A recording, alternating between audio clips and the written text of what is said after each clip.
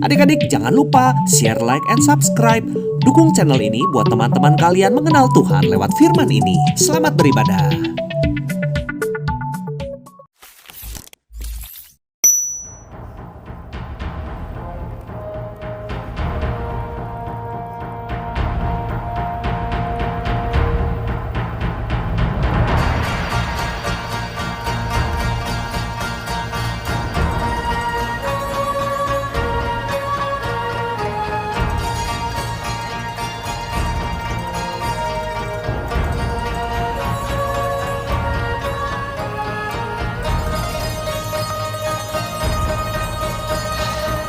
Susah banget ya. Aduh, gerakan wusu tuh gak gampang adik-adik. Siapa yang bisa bermain wusu atau olahraga wusu di rumah? Oh, ternyata ada. Wah, aku mau belajar dong. Coba lagi. Ya. Aduh, tuh kan. Kesleo jadinya. Aduh, gak gampang. Tapi hari ini ada temanku yang berjanji. Kak Chelsea mau datang melatihku. Wah, dia itu bisa bermain wusu secara profesional. Kita tunggu ya, katanya mau datang nih. Coba kita bukakan pintu, kayaknya ada yang bel. Belnya sudah berbunyi. Aku buka dulu.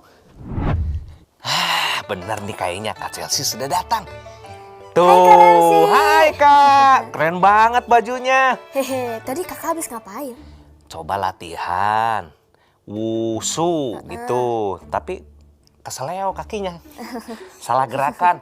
Makanya kan sudah janjian, katanya Chelsea janji mau ngajarin gitu.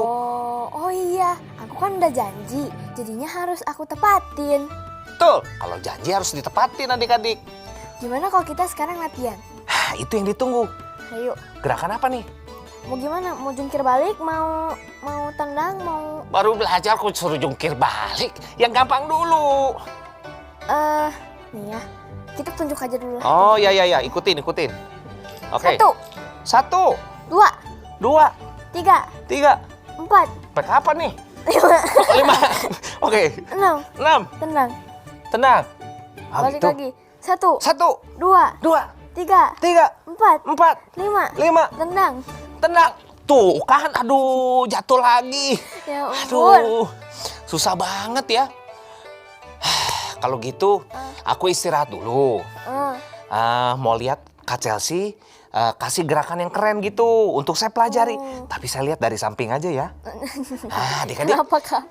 Udah, pokoknya ini nggak enak nih. Pantatnya udah keseleo. Oke, teman-teman, adik-adik di rumah, kita mau lihat ya. Aku mau lihat dari samping aja. Kak Chelsea mau ngajarin kita semua. Yuk, kita saksikan.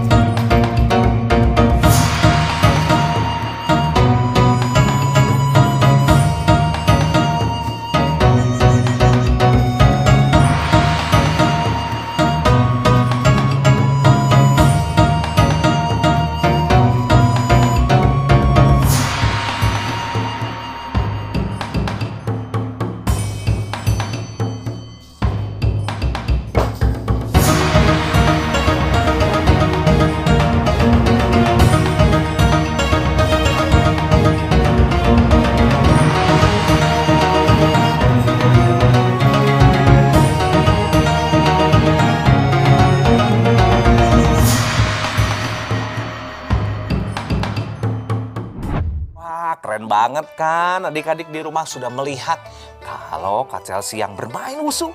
Keren. Wah, Makasih Kak. luar Sisi, biasa. sisi ya. Nah, tentunya perlu latihan keras ya. Oh iya dong. Dari Ini apa TK namanya? aku. Tombak. Tombak, berat gak?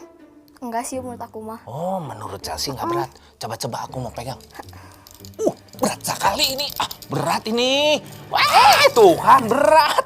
Ya, berat kan? Enggak sih menurut Enggak, aku. kenapa aku yang pegang berat ya? Tuh berat, Chelsea berat. Perlu latihan khusus adik-adik di rumah. Kalau mau bermain wushu seperti tadi. Iya. Oh iya, kakak, aku tuh abis ini ada latihan lagi. Latihan sama lagi? master aku. Oh, kamu ada janji lagi? Heeh.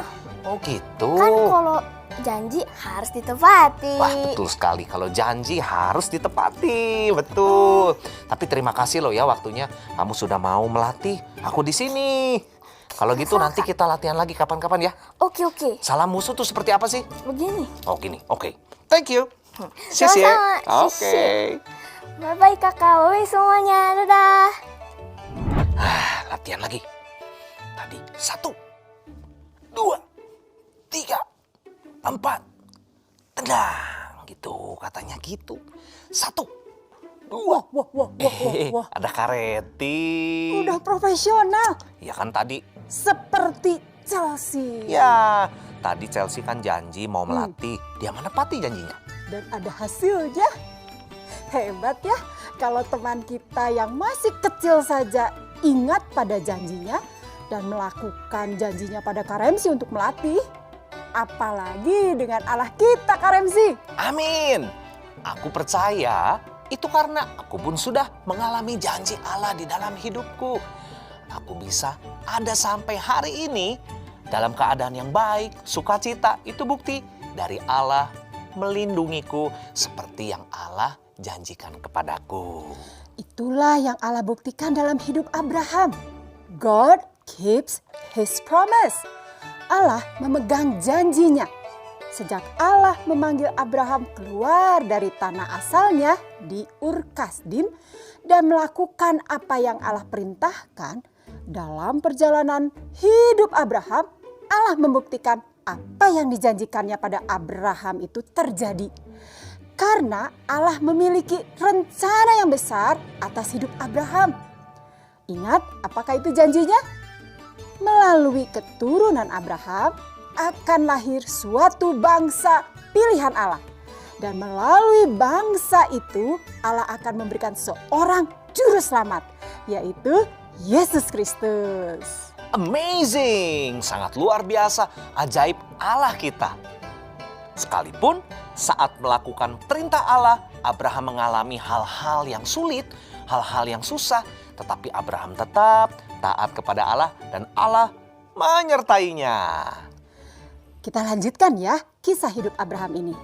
Kemudian Allah menyuruh Abraham keluar dari Haran ke tempat yang akan Allah tunjukkan kemudian. Nah, saat itu Abraham mengajak Lot keponakannya. Seperti kita ketahui, Abraham adalah seorang yang sangat kaya. Ia tidak hanya memiliki harta emas dan perak, tetapi ia juga banyak memiliki pelayan atau pegawai dan ternak yang banyak. Ya. Semua itu ia bawa dalam perjalanannya. Abraham ditemani Lot selalu bersama-sama. Mengapa? Karena sejak ayah dari Lot ini meninggal, Abrahamlah yang mengambil Lot, keponakannya ini, untuk hidup bersama Abraham. Suatu hari ada masalah terjadi. Bukan di antara Abraham dan Lot, tetapi antara para gembala ternak atau para pegawai mereka masing-masing. Abraham tidak ingin bertengkar dengan Lot keponakannya. Kisahnya kita buka di dalam Kejadian 13 ayat 5 sampai 10. Let's read the Bible. The Bible, yes, that's the book for me. I stand alone on the word of God. The Bible, the Bible, yes, that's the book for me. I stand alone on the word of God. Kejadian 13 ayat 5 sampai 9. Juga Lot yang ikut bersama-sama dengan Abram mempunyai domba dan lembu dan kemah. Tetapi negeri itu tidak cukup luas bagi mereka untuk diam bersama-sama, sebab harta milik mereka amat banyak, sehingga mereka tidak dapat diam bersama-sama. Karena itu terjadi perkelahian antara para gembala Abram dan para gembala Lot. Waktu itu, orang Kanaan dan orang Faris diam di negeri itu. Kejadian 13 ayat 8 dan 9. Maka berkatalah Abram kepada Lot, janganlah kiranya ada perkelahian antara aku dan engkau, dan antara para gembalaku dan para gembalamu, sebab kita ini kerabat. Ayat 9. Bukankah seluruh negeri ini terbuka untuk engkau? Baiklah, pisahkan dirimu daripadaku. Jika engkau ke kiri, maka aku ke kanan. Jika engkau ke kanan, maka aku ke kiri. Amin. Nah, kisah serunya kita lihat dalam tayangan ini. Maka pergilah Abram dari Mesir ke tanah Negeb dengan istrinya dan segala kepunyaannya, dan Lot pun bersama-sama dengan dia. Adapun Abram sangat kaya, banyak ternak, perak dan emasnya.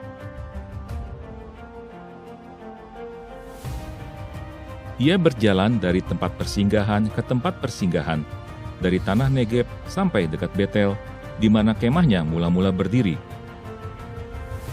Juga Lot yang ikut bersama-sama dengan Abram mempunyai domba dan lembu dan kemah. Tetapi negeri itu tidak cukup luas bagi mereka untuk diam bersama-sama, sebab harta milik mereka amat banyak, sehingga mereka tidak dapat diam bersama-sama. Karena itu terjadilah perkelahian antara para gembala Abram dan para gembala Lot.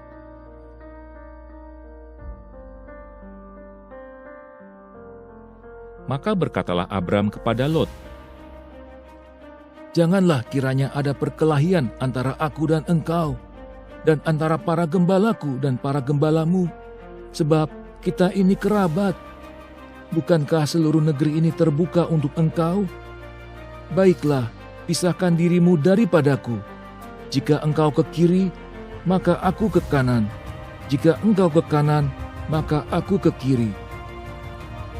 Lalu Lot melayangkan pandangannya, dan dilihatnyalah bahwa seluruh lembah Yordan banyak airnya, seperti taman Tuhan, seperti tanah Mesir, sampai ke Zoar. Sebab itu, Lot memilih baginya seluruh lembah Yordan itu. Lalu ia berangkat ke sebelah timur, dan mereka berpisah.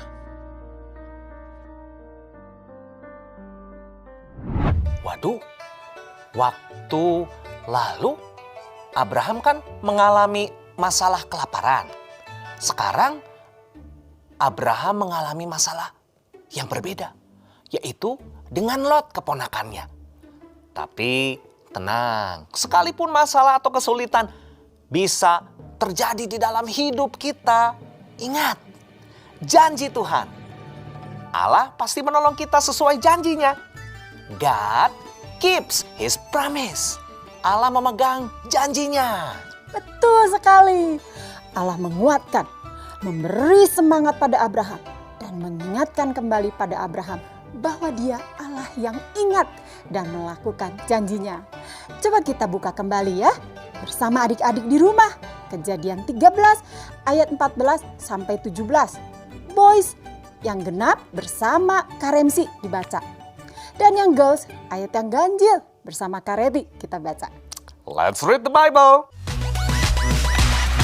The Bible, yes, that's the book for me.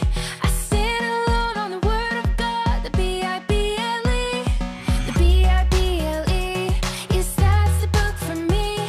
I stand alone on the word of God. The Bible.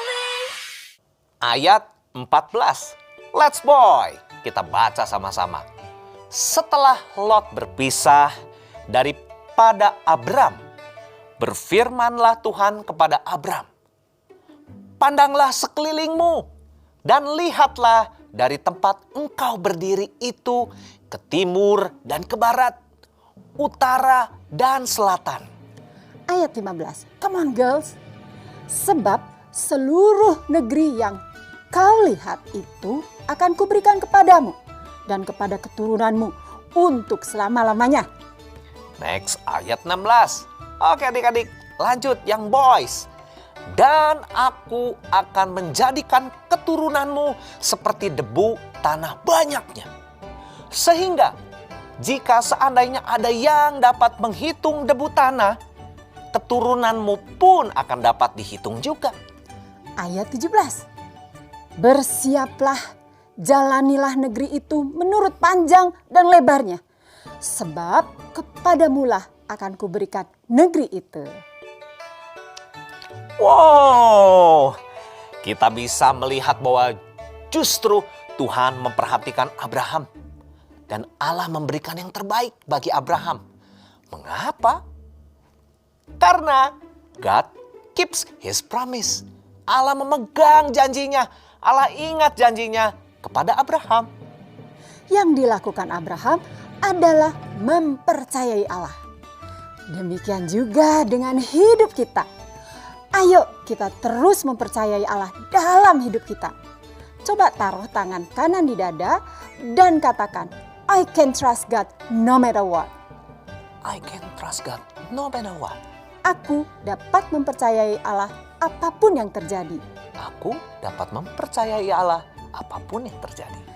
Hal ini pula yang dilakukan oleh para misioneri di China. Mereka dapat bertahan memberitakan Injil di China dalam segala kesulitan dan tantangan yang harus dihadapinya. Mengapa? Karena mereka mempercayai janji Allah. Salah satu misioneri itu adalah Reverend Lloyd Robert Reist. Ia lahir di Kanada pada tahun 1885. Bersama istrinya, mereka pergi ke China pada tahun 1911. Mereka melayani di sana sampai 1929. Mereka melayani sebagai misioneri, memberitakan, membagikan kasih Allah pada rakyat Cina. Yuk kita lihat kisahnya. Papa, mengapa begitu banyak misionaris yang datang ke Tiongkok? Untuk berbagi kasih Tuhan dengan bangsa Tiongkok, Papa dan Mama meninggalkan Kanada untuk pergi ke Provinsi Gandu Tiongkok pada tahun 1909. Mari kita berangkat. Baik, Halo.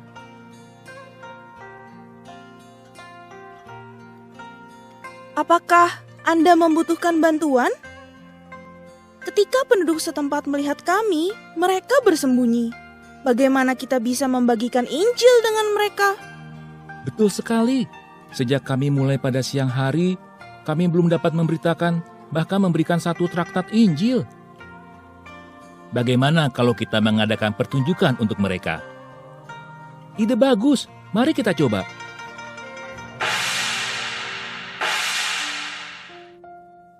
Mari, saksikan pertunjukan malam ini. Mari, saksikanlah pertunjukan malam ini. Orang asing itu mengadakan pertunjukan malam ini. Ayo kita lihat. Oh, orang asing akan tampil. Wow, begitu banyak yang telah datang.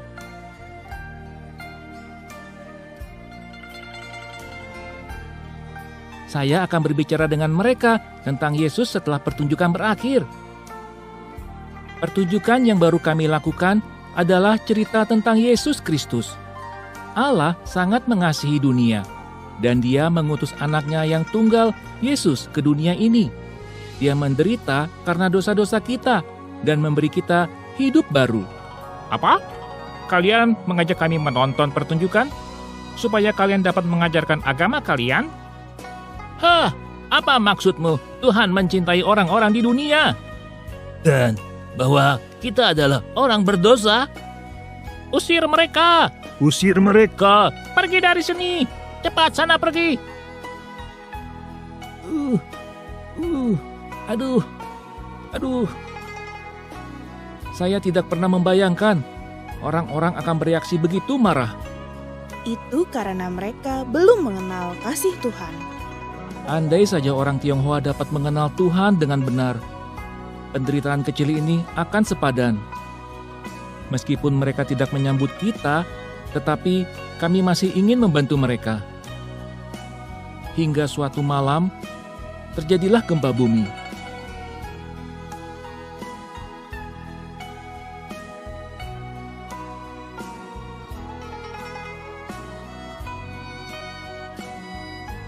Bagaimana keadaan semua orang? Seluruh desa menderita kerugian besar. Kita tidak dapat menunggu lebih lama lagi. Kita harus segera menolong mereka sekarang. Gempa bumi itu sangat mengerikan. Iya, gempa bumi itu memakan korban 100.000 orang. Segalanya masih belum pulih seperti semula. Papa dan Mama akan pergi kemana lagi? Kami akan pergi ke daerah Zhongwei, jauh ke timur laut. Oh, kenapa kalian pergi begitu jauh? Karena di sanalah pusat daerah bencana dan ada juga kelaparan besar. Orang-orang di sana sangat membutuhkan kasih Tuhan. Kami akan sangat merindukan kalian. Papa dan Mama sangat mencintai kalian. Saat situasinya sudah membaik, kami akan segera kembali. Kami percaya Tuhan Yesus akan menjaga kalian. Pendeta Rist lahir di Kanada pada tahun 1885 dan lulus dari Sekolah Alkitab Toronto pada tahun 1909. Pada tahun 1911, dia dan istrinya pergi ke Tiongkok untuk melayani sebagai misionaris. Pada tahun-tahun awal, mereka sering ditolak dan diusir dari satu tempat ke tempat lain. Namun, mereka tetap berpegang teguh pada panggilan mereka dan menolak untuk menyerah.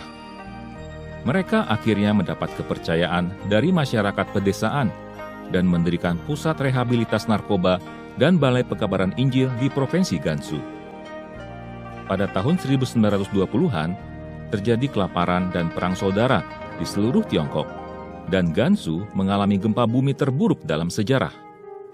Pendeta Rist membantu masyarakat pedesaan untuk membangun kembali rumah dan gereja dari puing-puing.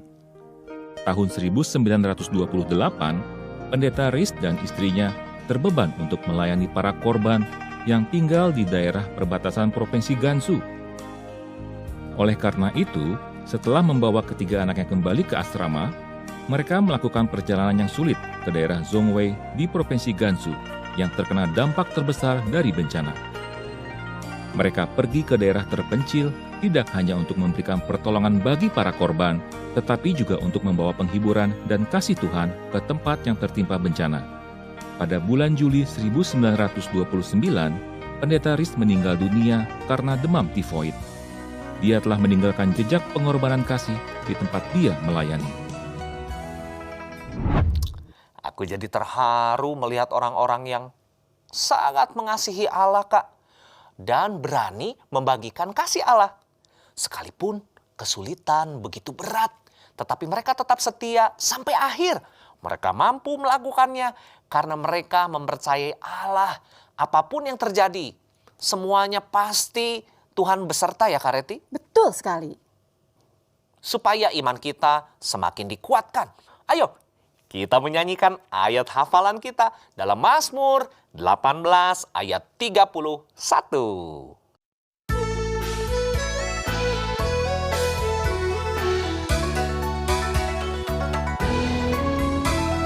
Mazmur 18 ayat 31.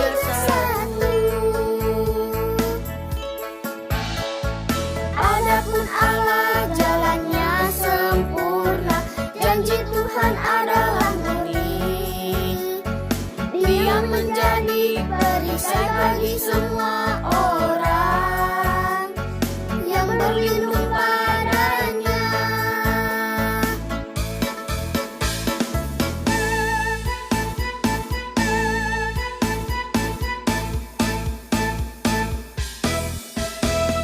Adapun Allah jalannya sempurna, janji Tuhan adalah murni. Dia menjadi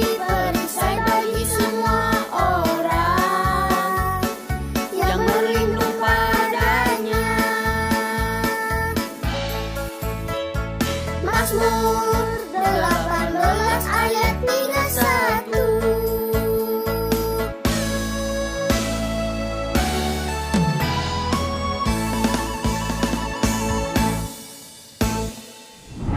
Saatnya kita berdoa, berbicara kepada Allah. Allah yang baik, sungguh kami melihat Engkau Allah yang memegang janji. Kalau Engkau memegang janji pada Abraham dan Engkau membuktikannya, melakukan apa yang Kau janjikan, kami percaya dalam hidup kami pun Engkau akan melakukan janjimu. Amin. Tuhan, kami percaya hidup kami tidak pernah sendirian. Karena Engkau berjanji untuk menyertai kami, menolong kami, menguatkan kami. Terima kasih Engkau Allah yang memenuhi janjinya. Dan iman percaya kami, percaya Engkau Allah yang hidup, Allah yang akan melakukan janjimu dalam hidup kami. Yes. Sertai kami dimanapun kami berada ya Tuhan. Terpuji nama Engkau Tuhan, di dalam nama Yesus. Amin. Amin. Aku mau latihan lagi Kak. Wah, Ya. waduh. Ya. Aku udah bisa sekarang Hebat. bermain musuh, Kak. Nampak profesional. Asik. Aku mau latihan lagi Siap, aku lebih baik pergi. Lebih serius. Ya. Ya. Ya. Ya. Firmannya selesai. Jangan lupa adik-adik share, like, and subscribe buat teman-teman kalian tahu channel ini. Sampai jumpa di video berikutnya. Tuhan Yesus memberkati.